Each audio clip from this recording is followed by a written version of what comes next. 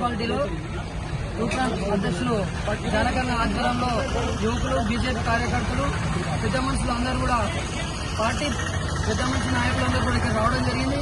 మరి ఈరోజు మెదక్ జిల్లా అంటేనే ఒకప్పుడు ఆలయ నరేంద్ర గారు గెలిచిన తర్వాత చాలా రోజుల తర్వాత మెదక్ కాషాయం అడ్డ అనేటువంటి ఒక పేరు మెదక్ జిల్లాకు వచ్చింది.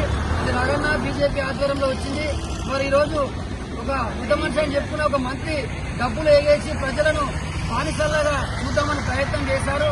కానీ మన తూప్రాన్ ప్రజలు ముఖ్యంగా బీజేపీకి 5,000 ఓట్లు వేయడం అనేది ఆల్మోస్ట్ రేపు జరిగే ఎలక్షన్లలో మున్సిపల్ కైవసం చేసుకునే ఓట్లు వేశారు. చాలా తెలివిగా ఓట్లేశారు ప్రజలు. మీరు ఇచ్చే డబ్బు మాకు అక్కర్లేదు, వాళ్ళ ముఖాలు కొట్టినట్టు, వాళ్ళ ముఖానికి ఇచ్చేసినట్టు ఈరోజు ఓట్లు వేశారు. ఒక్క మెదక్ జిల్లాలో 200 కోట్లు డబ్బు పంచి గెలుద్దామనుకున్నారు. కానీ ప్రజలు గర్వం వైపు నిలబడ్డారు, నరేంద్ర మోడీ వైపు నిలబడ్డారు. రగన్నకు చాలా పెద్ద ఎత్తున ఓట్లేశారు. వాళ్ళందరికీ కూడా ముఖ్యంగా తూప్రాన్ మున్సిపాలిటీ ప్రజలకు మా జనగణ పక్షాన మా టీం అందరం కూడా 20 రోజులు కష్టపడ్డాము.